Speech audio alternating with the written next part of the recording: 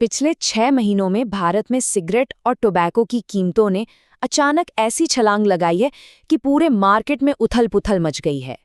ये कोई आम महंगाई नहीं है, ये एक पूरा का पूरा स्ट्रक्चरल शिफ्ट है जिसने सबको हैरान कर दिया है।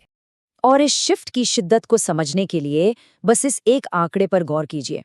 17%। मई 2026 में इंडस्ट्री की बड़ी कंपनियां इतना भारी प्राइस हाइक लागू करने जा रहे हैं। ये इतना बड़ा जंप है जिसने मार्केट के सारे इक्वेशंस हिलाकर रख दिए हैं। तो चलिए इस डीप डाइव में चलते हैं। आखिर अचानक से इन कीमतों में इतना बड़ा उछाल क्यों आया? ऐसा क्या बदल गया पिछले कुछ महीनों में जिसने इतने बड़े मार्केट की दिशा ही मोड़ दी? देखिए, जो सबसे बड़ा झटका लगा है ना, वो टैक्स स्ट्रक्चर में है। जीएसटी जो पहले 28% था, उसे बढ़ाकर सीधे 40% कर दिया गया है।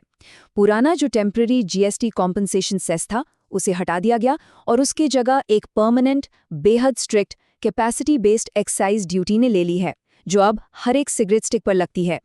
अगर हमें नए टैक्स लेयर्स को एक साथ जोड़कर देखें, तो तस्वीर कुछ ऐसी बनती है। 40% जीएसटी, उसके ऊपर एक्साइज ड्यूटी और फिर एक एडिशनल सेस। यानी आप जो एक सिगरेट खरीदते हैं, उसकी रिटेल प्राइस का 65 से 75% हिस्सा सीधा टैक्स में चला जाता है।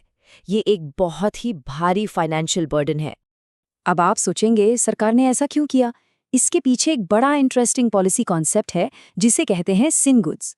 टोबैको को अब अल्कोहल और बड़ी लग्जरी आइटम्स वाली कैटेगरी में डाल दिया गया है, जिन पर देश में सबसे ज्यादा टैक्स वसूला जाता है। यहाँ सरकार की स्ट्रैटेजी बिल्कुल साफ है, एक तरफ लोगों की आदत छुड़वाना और दूसरी तरफ से अपने रेवेन्यू को मैक्सिमाइज करना। जमीन पर इसका असर अगर आप देखें तो खरीदने वालों की जेब पर सीधा असर पड़ा है। रेगुलर पैक्स पर करीब 20 से 25 रुपए बढ़ गए हैं और जो प्रीमियम ब्रांड्स हैं, वहां तो ये जंप 50 से 55 रुपए तक का है।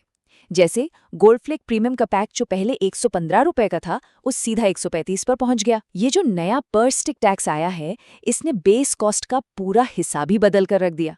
जब जनवरी 2026 में इन नए टैक्सेस की खबर आई तो स्टॉक मार्केट में लिटरली पैनिक फैल गया था। आईटीसी जैसी जायंट कंपनी की मार्केट वैल्यू में देखते ही देखते 1 लाख करोड़ रुपए से ज्यादा का नुकसान हो गया। हाहाकार मच गया था पूरे मार्केट में। लेकिन फिर कंपनीज ने ये सारा नया टैक्स बर्डन सीधे कंज्यूमर्स पर पास कर दिया और स्टॉक्स वापस रिकवर कर गए। सरकार ने ऑफिशियली इसके 3 मेन रीजंस बताए हैं। पहला, स्मोकिंग कम करना, दूसरा, देश का टैक्स रेवेन्यू बढ़ाना और तीसरा और सबसे जरूरी, नया health security to national security cess act 2026 लागू करना। इस एक्ट का सीधा सा मकसद ये है कि यहाँ से जो एक्स्ट्रा पैसा आएगा उसे पब्लिक हेल्थ और देश की नेशनल सिक्योरिटी के फंड्स के लिए इस्तेमाल किया जाएगा। लेकिन यहाँ एक बहुत बड़ी हिडन रियलिटी भी है।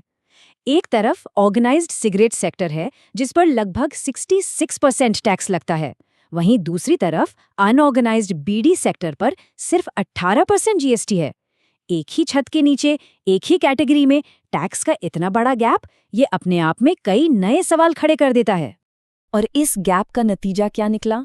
ये आंकड़ा देखिए, 26.1%। भारत के टोटल टबैको मार्केट में अब 26.1% हिस्सा इलिसिट यानी अवैध और स्मगल टबैको का हो चुका है। आपको जानकर हैरानी होगी कि भारत अब स्मगल टबैको के मामले में पूरी दुनिया का चौथा सबसे बड़ा मार्केट बन चुका है। एक्सपर्ट्स लगातार इस चीज को लेकर चेतावनी दे रहे हैं। थिंक चेंज फोरम जैसी संस्थाओं का मानना है कि जब आप इन चीजों पर हद से ज्यादा टैक्स लगाते हैं तो लोग नियम नहीं मानते, बल्कि इल्लीगल ट्रेड बढ़ने लगता है। एक अंदाजे के मुताबिक इस बढ़ते ब्लैक मार्केट की वजह से सरकार को हर साल लगभग 21,000 से 23,000 करोड़ रुपए के टैक्स रेवेन्यू का नुकसान झेलना पड़ रहा है। मार्केट का रिएक्शन बहुत तेजी से सामने आया है। अप्रैल में ही इनकी सेल्स वॉल्यूम 20% तक गिर गई। पर बात यह है कि लोग स्मोकिंग नहीं छोड़ रहे, वो डाउन ट्रेडिंग कर रहे हैं, यानी सस्ते, बिना टैक्स वाले और बिना किसी क्वालिटी कंट्रोल के खतरनाक इलीगल ऑल्टरनेटिव्स पर शिफ्ट हो रहे हैं। स्मगलिंग तेजी से बढ़ रही है और इस पूरी चेन में जो बेचारा किसान है, उसे भी इस प्राइस हाइक का कोई खास फायदा नहीं मिल रहा। तो इस पूरे एक्सप्लेनर का आखिरी निष्कर्ष क्या निकलता है? बात बिल्कुल साफ है, टोबैको और सिगरेट्स की कीमतें आम महंगाई की वजह से बिल्कुल नहीं बढ़ी हैं। ये हायर जीएसटी, नए स्ट्रिक्ट एक्साइज ड्यूटी रूल्स और एक मल्टी लेयर टैक्स सिस्टम का डायरेक्ट नतीजा है, जिसे खास तौर पे लोगों की कंजम्पशन को रोकने के लिए डिजाइन किया गया था। सरकार की पॉलिसी का फॉर्मूला बड़ा सिंपल था। टैक्स बढ़ाओ, कीमत बढ़ेगी तो कंजम्पशन अपने आप कम हो जाएगी।